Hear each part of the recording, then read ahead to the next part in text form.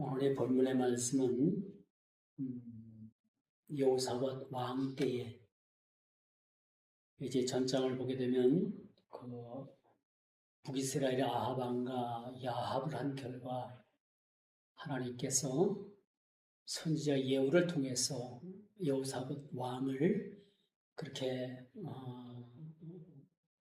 문책하는 그렇게 왕을 책망하는 내용으로 이루어졌다면, 오늘은 이 여호사밧 왕 시절에 모압과 암몬이라는 그런 족속들이 유다를 침공을 해서 국가와 국가 간의 전쟁이 그렇게 벌어지고 있음을 보게 됩니다.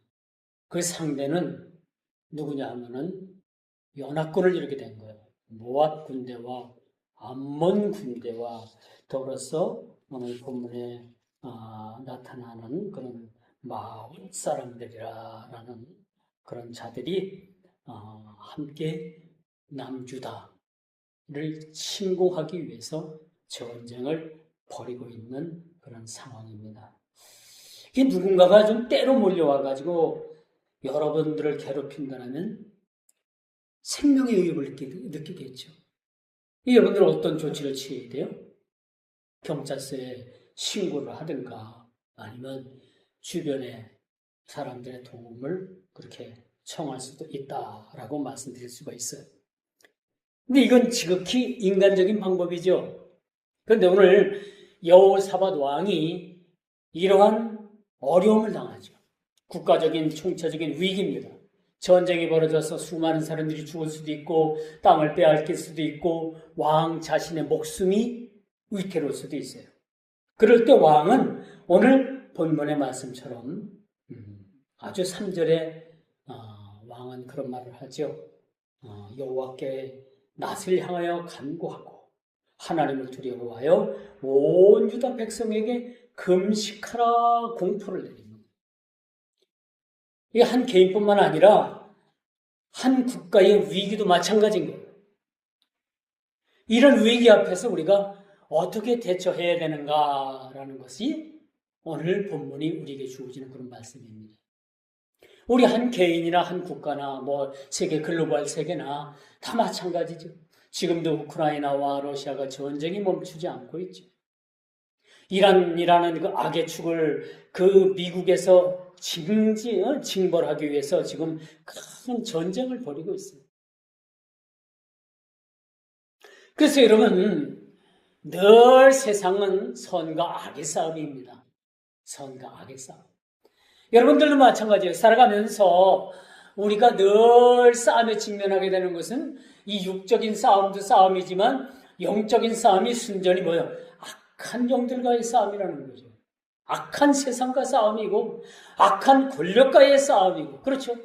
우리를 해하려는 어떤 체제를 흔들고 어떤 우리 신앙을 해받게 하고 우리 신앙의 자유를 억압하고 교회를 올가매려고 하는, 이번 헌법이 개정되려고 하는 그 속에는 뭐가 들어갔냐면요, 교회를 국가에서 없애버리고 교회의 재산을 국가로 환수한다라는 그런 조항이 들어가 있었다고 해요. 무섭죠? 이런 법이 왜 만들어져야 하며, 왜 만들어지고 있으며, 왜 이 자들이 이런 법을 왜 만들려고 그렇게 발버둥을 칠까? 이건 단순합니다. 악과 선과 악의 싸움인 거예요. 선과 악의 싸움. 공산주의가 제일 처음에 하는 일이 뭔가 아세요? 공산주의로다가 국가가 점령을 당하면은 공산주의가 가장 하는 일이 먼저 교회를 없앱니다. 그리고 교회 목회자, 지도자들을 다 잡아다가 감옥에 가두든지 죽이든지 그렇게 합니다. 이 땅의 공산주의가 만약에 된다면 그 수교자는 1순위가 목사입니다. 제일 먼저 죽어야 돼요. 여러분 신앙생활은 못해요. 공산주의는 교회를 아편으로 봅니다. 아편. 그래서 무조건 다 없애는 거예요. 중국을 보세요. 중국이 교회가 있긴 있습니다만 전부 다 공산당 시진핑 체제 하에 아래에 있는 거예요. 우리나라도 얼마 전에 그 법을 만들려서 통과시키려다가 지금 기독교에서 반발을 하고, 그나마 여태까지 그런 일들이 막아지고 있는 거예요. 근데 놀라운 것은 이번 일로 인해서 또다시 그 법을 고쳐야겠다고 지금 그들은 마음 먹고 있어요. 이게 무서운 겁니다. 자칫하면 우리는 신앙생활을 하는데 당장이라도 큰 고통과 당장이라도 우리에게는 뭐가 신앙생활을 자유롭게 할 수 없는 그 신앙의 자유를 억압당할 수 있는 상황까지 우리가 몰려올 수 있다라고 말씀드릴 수가 있습니다. 그렇다면 어떻게 이 어려운 난관들을 해결해 나갈 수 있을까? 오늘 여호사밧 왕은 전체 백성을 통해서 공포를 합니다. 여러분, 나라가 지금 풍전등화 위기 앞에 섰으니까 여러분들은 이제부터 금식하고 하나님 앞에 기도하십시오. 얼마나 멋진 말. 그리고 막상 사실은 왕이라는 이 존재가, 왕이라는 이 자리에서 할 수 있는 것이 아무것도 없었어요. 아무것도 할 수 없고 그저 하나님 앞에 금식을 선포하고 하나님 앞에 기도하는 방법밖에 없었다라는 것을 왕은 선포하게 되는 겁니다. 여호사밧 왕이 참 오늘 20장 이하절에는 그 아주 막대먹은 못된 왕 아합과 야합을 해가지고 그렇게 하나님 앞에 책망을 받았습니다만 그래도 그가 젊어서 종교개혁을 단행하고 그 유다에 있는 온갖 그 우상들을 그렇게 타파를 하고 그가 하나님 말씀대로 살아보려고 굉장히 애쓰고 힘쓴 왕이었다는 것을 우리는 보게 되는 거예요.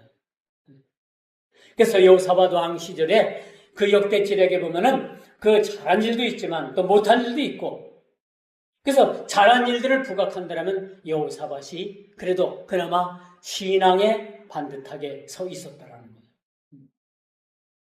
우리가 지금 어려운 세상을 살아가고 있습니다.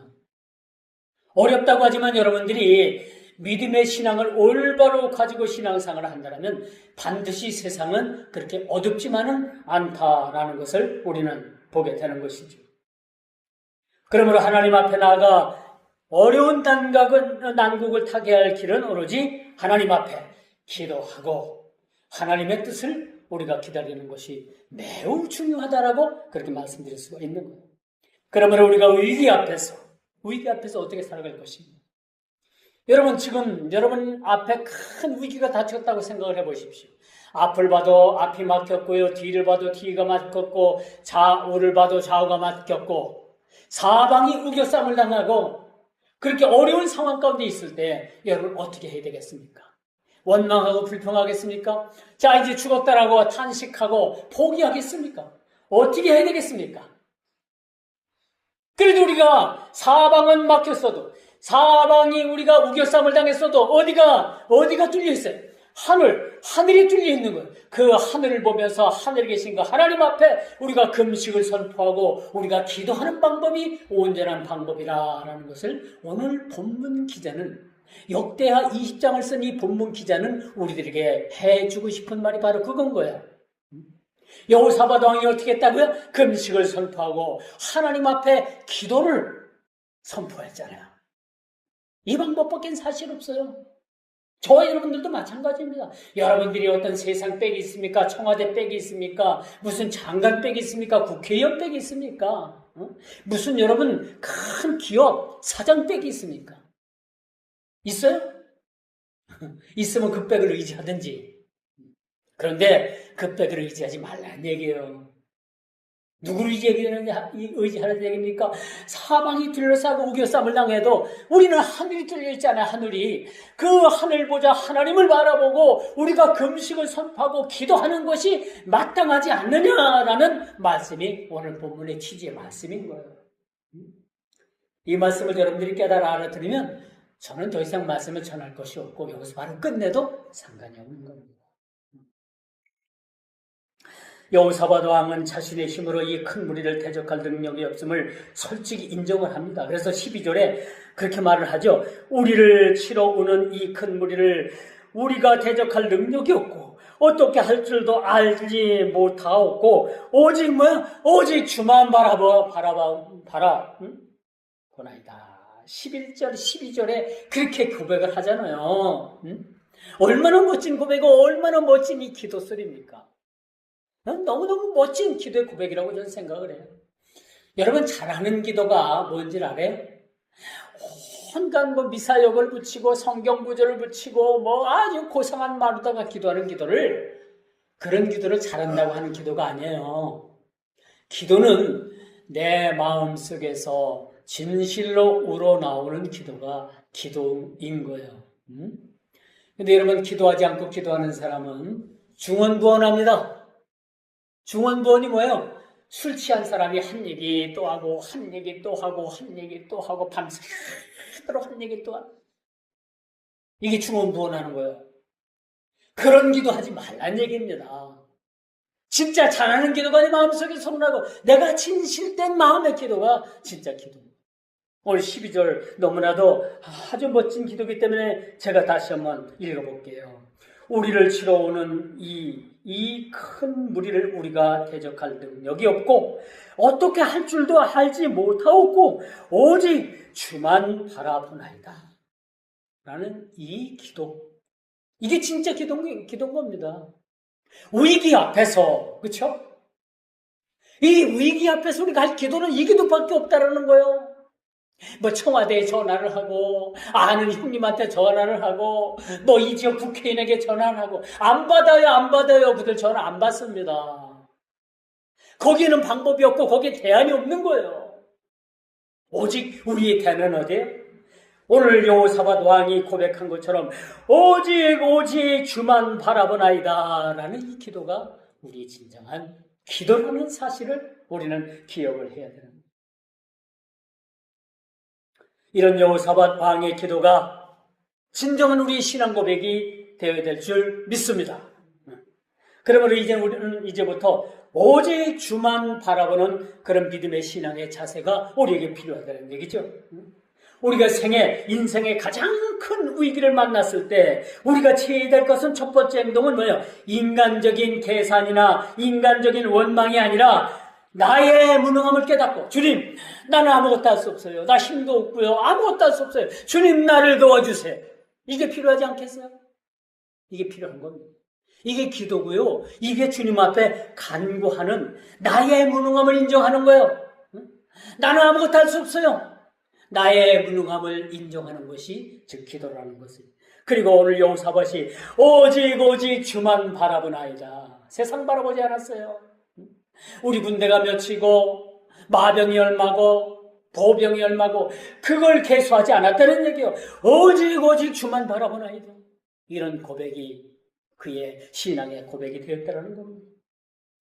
그러므로 간절한 기도에 하나님께서 뇌이 사람 아하시엘을 통해서 두려워하는 백성들에게 위로와 확신의 메시지를 던지죠. 15절입니다. 15절 두려워하지 말라. 놀라지 말라. 이 전쟁은 너희에게 속한 것이 아니라 뭐야? 나에게 속했다. 나에게 속했다. 그래서 여러분 전쟁은 우리에게 속한 게 아니에요. 주님께 속한 거예요. 오늘 15절 그렇게 말씀을 합니다. 두려워하지 말라.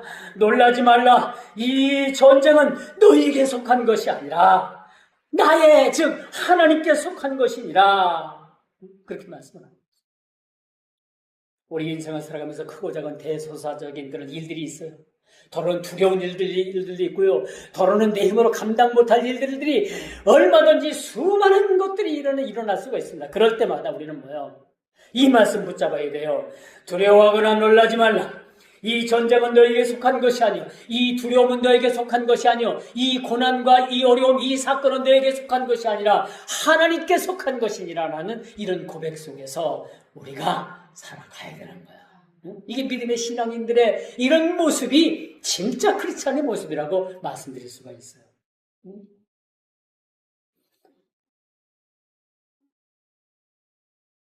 그러므로 여러분, 우리가 마주한 이 삶의 영적 현실적인 이 전쟁은 내 힘으로 싸우는 게 아니에요. 우리가 영적 전쟁을 치른다고 했잖아요. 이 영적 전쟁도 내 힘으로 하는 게 아니죠. 주님께서 나에게 담대함도 주시고 성령의 기름 부으시고 충만함을 주셔서 우리가 이 충만함을 가지고 우리가 세상에 그런 아주 악한 영들과 싸워서 우리가 전쟁을 벌이고 있는 거예요. 그렇죠? 악한 영들과의 싸움이라고 말씀드릴 수가 있는 거예요. 악한 영들. 그러므로 전쟁을 하나님께 속해 있다고 합니다. 이 약속을 믿을 때 우리는 두려움을 이기고 평온함을 누릴 수 있다라고 우리는 말씀드릴 수가 있겠죠. 그러므로 여러분, 믿음은 내 능력을 신뢰하는 것이 아니라 하나님의 말씀을 붙잡고 하나님을 신뢰하는 것이 믿음이다. 믿음은 나의 능력을 의지하는 것이 믿음이 아니에요. 나의 연약함을 알고 신실하신 하나님의 약속을 붙잡고 우리가 나아가는 것이 믿음인 거예요. 믿음이라는 것이 다른 게 아니에요. 이 말은 믿음인 거죠. 그러면 이제 마지막 우리는 승리의 노래를 불러야 됩니다. 여호사밧과 백성들은 군대 앞에서 노래하며 거룩한 예복을 입히고 여호와를 찬양하며 적진을 향해서 나갔습니다. 그리고 그 노래와 찬송이 시작될 때 22절, 유다와 백성들이 칼과 창 대신 찬양을 앞세워서 나갔을 때 적들은 혼비백산해서 이 전쟁도 제대로 하지 않고 무슨 유다 백성들이 포를 쏜 것도 아니고 K9 자주포를 쏜 것도 아니고 K2 전차를 몰고 나간 것도 아니고 F-35 스텔스 그 비행기를 몰고 나간 게 아니에요. 찬양대를 조직해가지고 하나님을 찬양하면서 나갔을 때 적군은 뭐예요? 그냥 서로 죽이고 그들이 서로 그냥 뒤엉켜가지고 그들 스스로가 전쟁에서 치고받고 하다가 자멸을 한 사실을 우리가 보게 됩니다. 이게 하나님의 방법인 거예요. 하나님의 전쟁 방법과 우리 인간의 전쟁 방법은 전혀 다르다고 할 수 있어요. 우리는 총칼을 앞세우지만 하나님은 거룩한 찬양대를 앞세우고 찬양을 앞세웠을 때 이런 하나님의 역사가 그렇게 일어났다는 것을 우리가 보게 됩니다. 그러므로 그들은 싸우지도 않고 엄청난 전리품을 거뒀지요. 그리고 브라라가라는 이 찬송의 골짜기의 기적을 경험하게 되는 거예요. 하나님의 기적의 역사가 일어났어요. 유다 백성들이 나가서 싸운 게 아니에요. 총칼을 들고 나가서 싸운 게 아닙니다. 그저 하나님 앞에 찬양을 했을 뿐인데, 하나님 앞에 찬양을 가지고 나갔을 뿐인데, 하나님께서는 뭐예요? 적군을 오합지졸 만들어서 서로 눈멀게 하셔가지고 서로 찌르고 서로 막 목을 베고 그렇게 전쟁이 종식이 됐다는 거예요. 이제 말씀의 결론을 맺을게요. 우리 삶에 감당하기 힘든 영적인 큰 무리가 우리를 애워싸고 있다 할지라도 나의 연약함을 우리를 인정하고 오직 주만 바라보나이다 라는 이 기도가 사실은 필요하다는 겁니다. 이 기도를 통해서 하나님께서는 역사하신다는 사실, 전쟁은 너에게 속하고 우리에게 속한 게 아니라 전쟁은 하나님께 속한 것이라고 하나님께서 그렇게 말씀하고 계십니다. 얼마나 멋진 말입니까? 이 말씀 가지고 이 말씀 붙잡고 여러분 이 한 주간도 여러분 승리하는 저와 여러분 모두가 다 되기를 주님의 이름으로 축원하면서 말씀을 맺도록 하겠습니다. 기도합니다.